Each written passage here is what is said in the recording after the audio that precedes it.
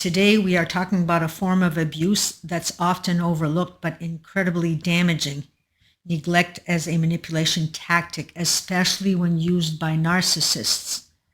Unlike the explosive fights or obvious insults, this one is quiet, it's subtle, and it hides in plain sight. And yet, it chips away at your sense of self, slowly and deeply.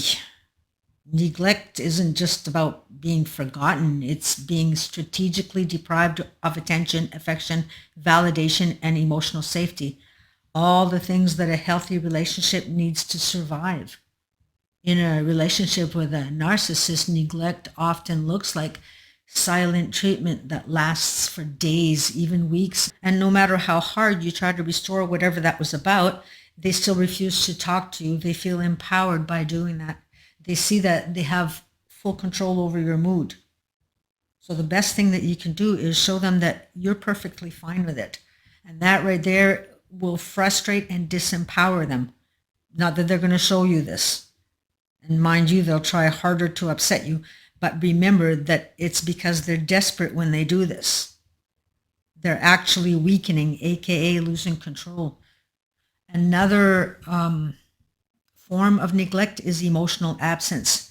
They're physically there but disconnected. You might try telling them that you had a rough day or something horrible just happened to you, and they'll just say something like, "That's too bad," and turn around in the same breath and blurt something out like, "What's for dinner?"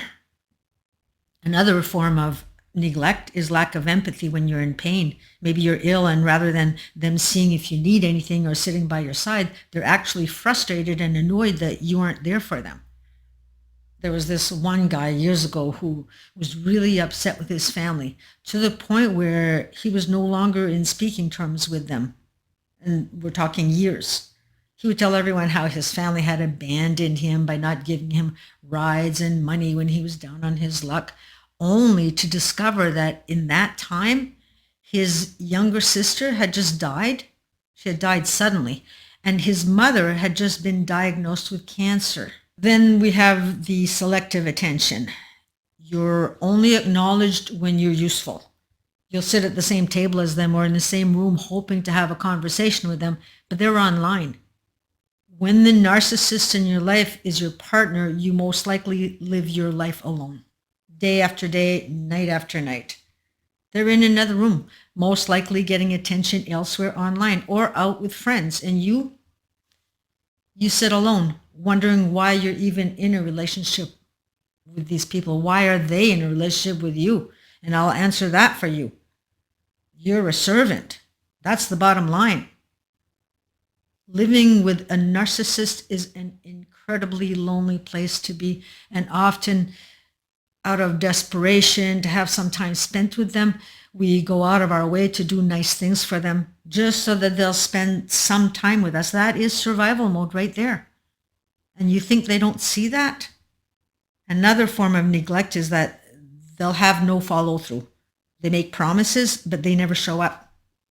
And at the beginning of the relationship, they'll be everything that you want in a relationship. But once you have, or once they have you where they want, they stop nurturing the bond and leave you chasing crumbs. And what makes this tactic so powerful is that it mimics abandonment, even if the narcissist never physically leaves. The goal? To keep you insecure, off balance, hoping, proving, and ultimately to maintain control. For them, it strengthens their self-worth. Neglect isn't just laziness or emotional immaturity. In narcissistic abuse, it's calculated. It serves a psychological purpose. Number one, it keeps you chasing the connection. When someone pulls away, our natural reaction, especially if we have attachment wounds, is to try harder. We go into fawn, fight or freeze. The narcissist knows this. So by giving you less, they make you work more and they stay in control. Once you get radical acceptance, you're going to see this for what it is. Number two, it creates emotional scarcity. Like a slot machine, they give just enough attention to keep you hoping. It's intermittent reinforcement. one of the most powerful psychological hooks. We get a rare compliment or show of affection after weeks of being ignored, and we cling to it like gold. Number 3, it punishes your independence. If you start to grow, set boundaries, or stop feeding their ego, they often retreat to punish you. Their silence says, "How dare you stop feeding me?" And their neglect becomes a form of control.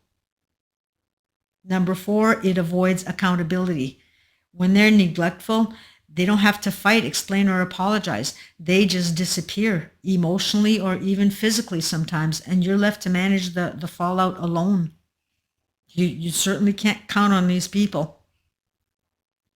If you were neglected as a child, emotionally, physically, or psychologically, being ignored or dismissed in adulthood doesn't just hurt, it activates your survival system. You might feel panicked, like you're about to lose love or safety, desperate to fix it, even if you're not at fault, convinced something's wrong with you. This is a trauma reenactment. You're trying to finally win the love or affection that you never got, hoping that this time it'll be different. And narcissists consciously or unconsciously sense this wound. They use it. They dangle the possibility of connection and then withdraw it over and over. And that deepens the trauma bond, that chemical emotional attachment that forms through abuse and reward cycles. Neglect in adult relationships often lead to confusion and self-blame. You might find yourself questioning things like, am I too needy? Maybe I'm expecting too much. Maybe it's because I'm so passive aggressive. Like you have no choice around these people, right? Or they're just busy, stressed, or tired. I shouldn't need so much from them. Or if they're constantly online reading, you might rationalize by thinking that they're just this quiet person and I should be lucky, at least they aren't out in bars at night drinking. I say that because I used to rationalize that until my eyes opened. I had asked him over and over again to go for walks with me, which was always a no. I never felt this need to be taken to restaurants or movies, but walks were important to me. But the answer was always no. And now winter came, and it was the coldest and worst blizzard of the year. And he storms out of the office and says, "Come on, put your coat on. We're going for a walk." Quiet type? No. Malignant type. Needing connection, consistency, and care, it's not too much. It is human. And when someone consistently denies you that while still expecting you to show up for them, that's not love. That's exploitation. Narcissists want you emotionally starved because hungry people are easier to control. Indifference. Some of the ways that they'll show neglect is through indifference. They often appear indifferent when they neglect you. They act cold, withdrawn, or emotionally unavailable. But this isn't genuine indifference. It's calculated. I repeat, it's calculated. They'll use neglect as a form of control to punish you, to test you, or to provoke a reaction that reassures them of their power. Inside, they're still watching you closely, just not in ways that shows. Neglect feels powerful to a narcissist. It's a way for them to say, "I don't need you. You need me." By withdrawing affection, attention, or communication, they often feel a temporary surge of control. They might feel smug or victorious, especially if they see you chasing after them, questioning yourself, or feeling abandoned. Annoyance or contempt is another one. Sometimes neglect isn't strategic. It's dismissive. If a narcissist feels bored by you, let down by your humanity, or annoyed that you're not admiring them enough, they may shut down emotionally and withdraw their attention as punishment. They can even feel contempt, even disgust at your need for connection, especially if they see vulnerability as weakness. If you're not reacting to their neglect, if you go silent, detach, or begin to heal, the narcissist might feel uneasy beneath the surface. They don't want to be truly discarded here. While they act superior, they are often terrified of abandonment, but they mask it by controlling the narrative. Their neglect, it can be a test. Will you come running back to prove that I still matter? And if you don't, they may spiral into anxiety, rage, or start seeking other supply and fast. Justification and rationalization. To keep their inflated image intact, narcissists often justify their neglect. They might think they're too needy. I need space. I'm the victim here. They don't deserve my attention. And these thoughts allow them to avoid guilt, accountability, or empathy. They reframe neglect as reasonable, even when it's cold and cruel. They seriously don't have the same brains as you do. Some narcissists have deeply disassociated from their emotions, especially cerebral or covert types. When they neglect you, it may come from a place of genuine emotional numbness. They don't feel much, and they don't want to. They're dead inside. Emotions, intimacy, and your needs, they feel like threats to their fragile self-concept. So they shut down or escape into distractions. If they're neglecting you while giving attention to someone else, a new partner, a friend, or a family member, they may feel validated and inflated. The comparison is intentional. See, others want me. You're not special. It's about winning, not relating. They often feel energized by the chaos that this causes. If you express hurt, sadness, or fear, the narcissist will feel bothered, not remorseful. They'll even feel superior. Look how much control I have. Empathy is lacked or warped, so they're more likely to see your pain as weakness or proof that they're still relevant in your emotional world. Neglect isn't an absence of feeling for a narcissist. It is a weapon, a defense, or a performance. They don't feel guilt or remorse the way that emotionally healthy people do, but they do feel something. They feel power, they feel contempt, entitlement, insecurity, or even fear of losing supply. But rarely will they ever show you the truth unless it serves their narrative. Here's how to begin shifting this pattern. Validate your experience. Neglect is abuse when it's used as control. Stop minimizing it. Just because it's quiet doesn't mean it's not harmful. Number 2, reparent yourself. Start notice when you're chasing after unavailable people. That's your inner child trying to win love. Instead of turning outward, turn inward.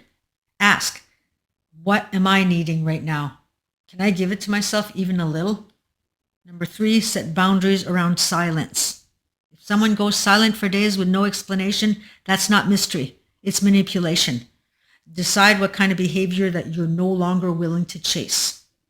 Number 4, stop explaining your worth. You don't have to earn love through loyalty, patience, or suffering and doing for others, and doing extra to be loved. You're already worthy of consistent reciprocal care. 5, seek relationships with emotional availability. And this may feel foreign at first, even boring, but stability is not dull, it's healing. Safe love isn't loud, it's steady. Neglect is a slow erosion of the self, but naming it, seeing it for what it is the first step towards healing. You don't have to chase people to be seen. You don't have to shrink to be chosen. You don't have to tolerate silence to feel safe. You are allowed to want more. So if this video resonated with you, you're not alone. Drop a comment down below if you've experienced this kind of neglect or if you're in the process of healing from it. I do read all comments, or at least I try to. And if you want more content like this, subscribe and stick around. We're building a community where silent pain gets spoken and healing becomes possible. So thank you for being here. You matter way more than you know. Take care, and we shall see you in the next video. Bye for now.